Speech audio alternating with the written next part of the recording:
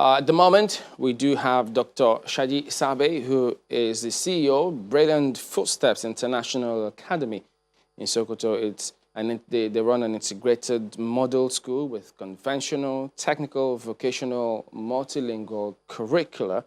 He's also a former lecturer of the Department of Economics, Usman Danfodio University, Sokoto. He joins us from Sokoto as well. Good morning, and thank you for joining us today.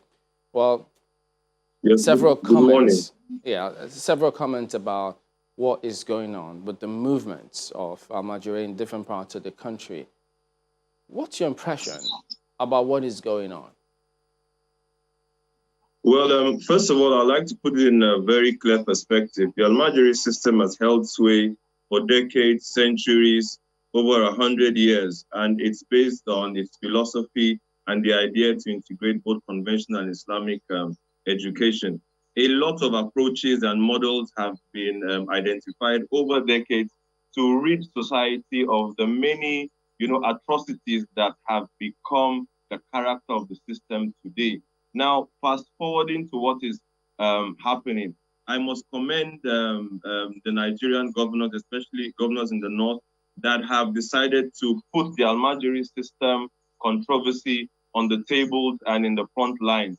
However, I must wary for caution, as the trend that we have contemporarily is really not in our best interest. Looking at what's happening in terms of the coronavirus pandemic, you have state governors that are sending Almajiri kids from one state to another. We have over 8 to 9 million Almajiri kids all over Nigeria. The total number of kids that have been sent from one state to another do not tally up to 5,000. You have a counterproductive effort of one state sending 70 Almajiri to another state, that same state sending an 80 back. So it's a plus and minus. To me, it's a very cheap way to solve the problem. It's really not in the best interest of our security. It's not in the best interest of the health of these kids. It's cheap and somewhat deceitful. What we need to do to address the Almajiri issue is a serious reform backed with political will. So the current trend of governors, transferring Almajiri from state to state, I think it's counterproductive.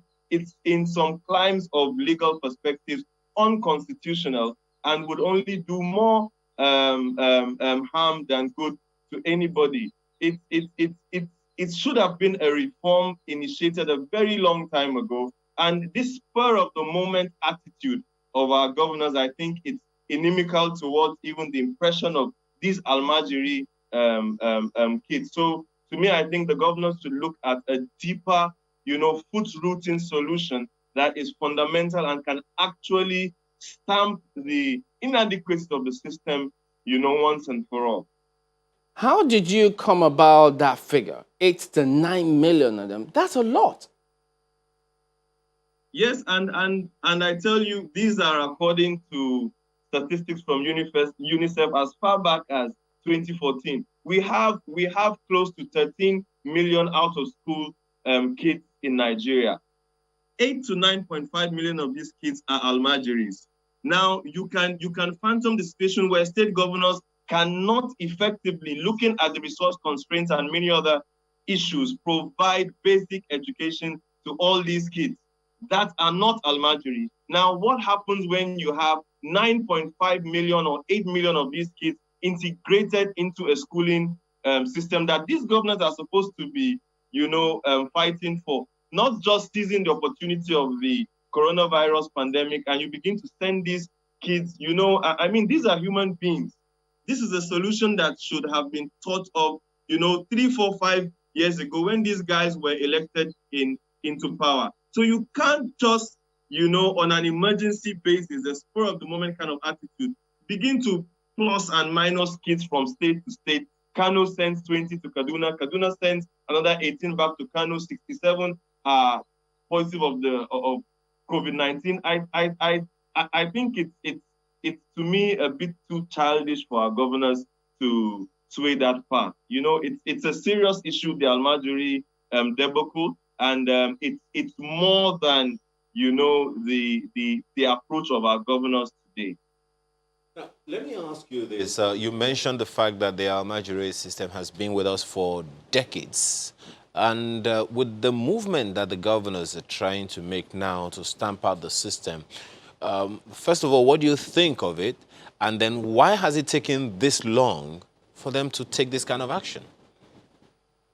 Well, I think it's the political will. I must admit that the Almajiri system is philosophical, and it has recorded a phenomenal achievement over the decades, in the sense that no other system educationally in this country has been able to hold sway in terms of its approach and philosophy like the Almajiri system. We're talking about a system that dates back to the 11th century during the Kanem Borno Empire, a system that was funded by the state, and that state funding abolished by the British.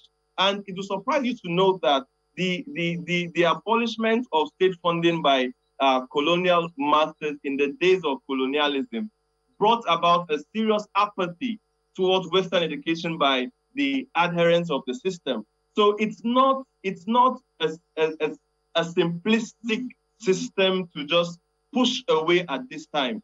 State governors, I think, and government should have had the political will years ago. We need to sit on the table, look for, we all agree that the Almajiri system, looking at how it's characterized today, has outlived its usefulness. It is dangerous, it is catastrophic, it's disastrous. It does not spell and connect to its initial intellectual ideology that the forefathers of this system carved out and figured out. So we need to address it. We need to abolish it, in my own view. However, we need to do this systematically. It's a systematic issue. We need to sit on the table, look at the reforms, try to find out what are those models that we can adopt. Because you can't just begin to, at this point, think that you can throw away a system by, getting these kids in a bus, sending them to a particular state. You are only creating a serious futuristic challenge, because these kids would become, so antagonistic. They are being bullied. They are being intimidated by this move. So what it does is it creates a kind of anger in them, and it would only spell doom for us in the long run, because when you have 8.5 million of these kids, I wonder how we are going to transport them from state to state. This is not a time to attend to the Almajiri issue, in my view. Let's face the issue of the coronavirus pandemic. Wherever the Almajiris are, let's try to make sure that we curb the spread in terms of community transmission and look at ridding society of the challenges of this system holistically, reformationally, and making sure it goes deep into solving the issue once and for all, if there's the serious political will on part of government. You've touched on a number of issues that I'd like you to kind of clear. So you've talked about the fact that the Almajiri system is philosophical, is based on some certain strong philosophies, and it's, according to you, has some strong systems that we can't just wish away with the political will. I'd like you to explain, because there is a need for us to understand better what we are getting into here, because from what you have also said now, if we do not approach this well enough, we might be creating a problem in the future. So what should we be doing now? How best should we approach this issue so it doesn't become a problem in the future? Well, I think basically education. I was in the United States in 2017 for an education tour sponsored by the U.S. Embassy in Abuja. I visited a school in Baltimore, College for Young Women Leaders. The philosophical ideology of that school is women in leadership. And it's so entrenched that every parent, every child, the school system, lives and educates girls towards women in leadership.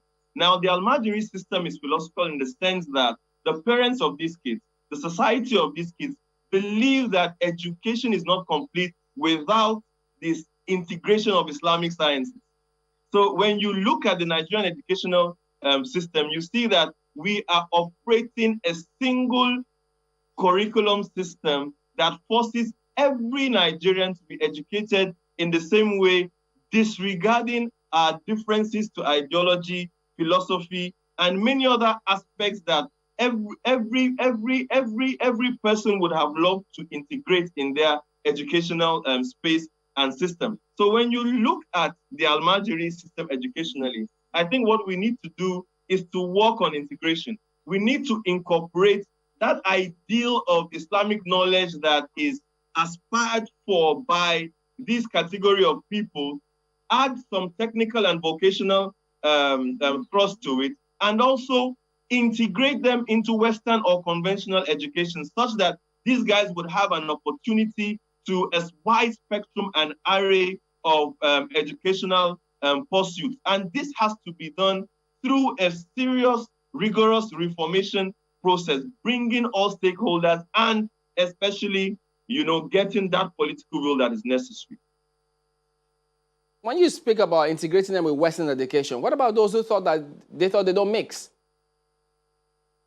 Well, I think when you look at the history of the apathy towards Western education, you will find out that it is traced back to the abolishing of the state funding of the Sangaya system of education in the north at that time. That was a replica of the Almajiri system. So the British forced state not to fund this kind of education, and that created a serious apathy towards Western education.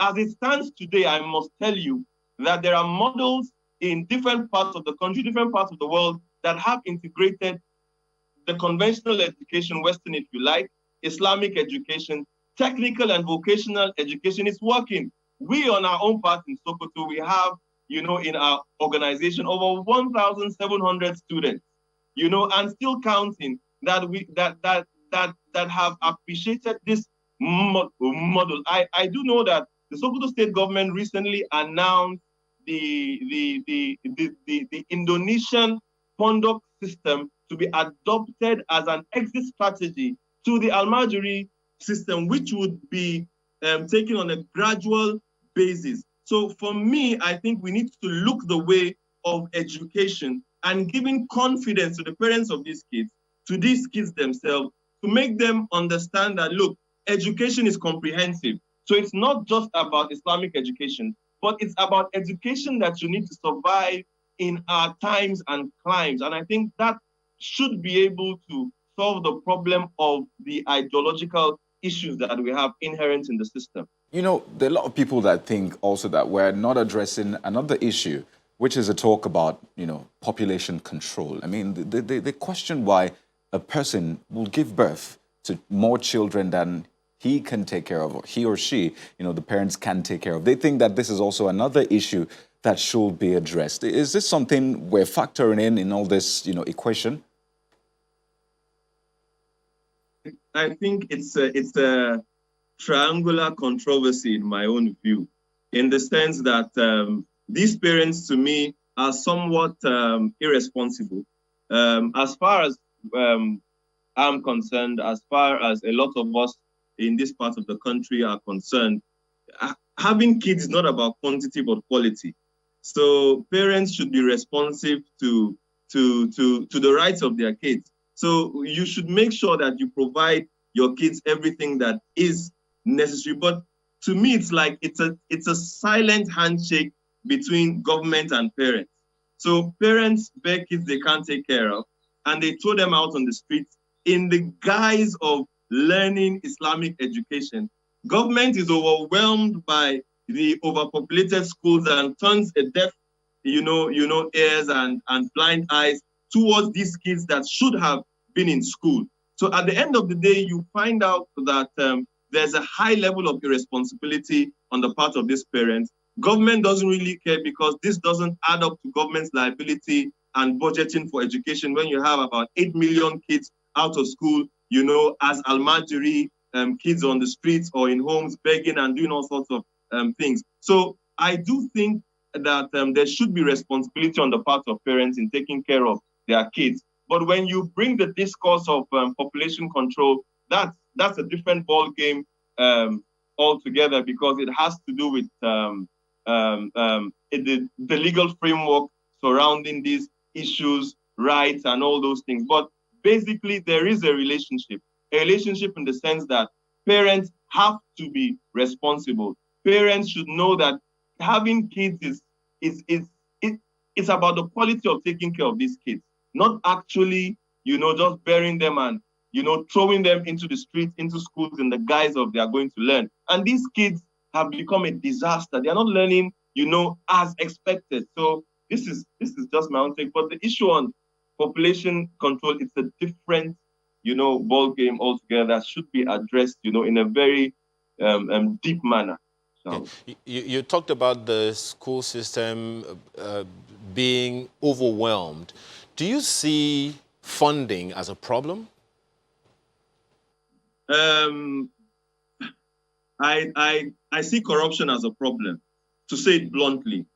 I do think that we have the resources enough to educate our people, but when you look at the Nigerian political space, there's so much funding towards health and education in this country that it has become, an attraction to politicians.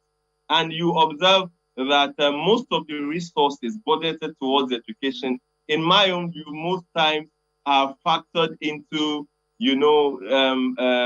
wrong places, wrong priorities, wastages, leakages. The corruption is so, gross to an extent that we don't get quality for money in terms of funding of education. So in all fairness to government, yes, funding is a challenge, but I do think that when you compare the private-public space, for instance, we work in the private space of education, and we manage our resources that we don't have compared to government.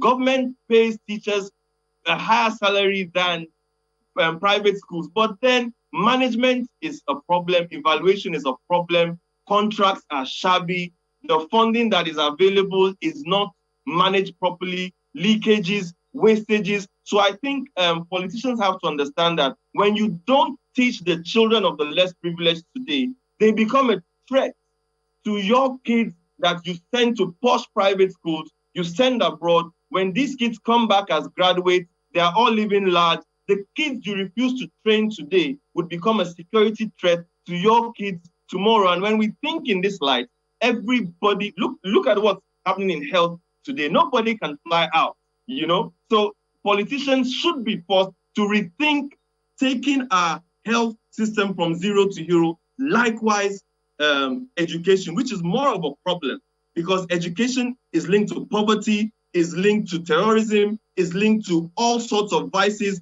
is linked to criminality, is linked to everything bad.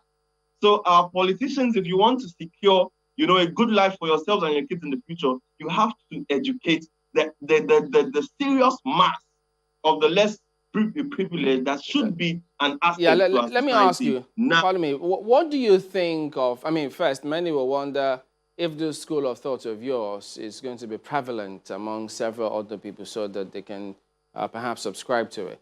But what do you think happened to the efforts of the previous government to see how they could address this? I know that they built Almajirai schools some time ago.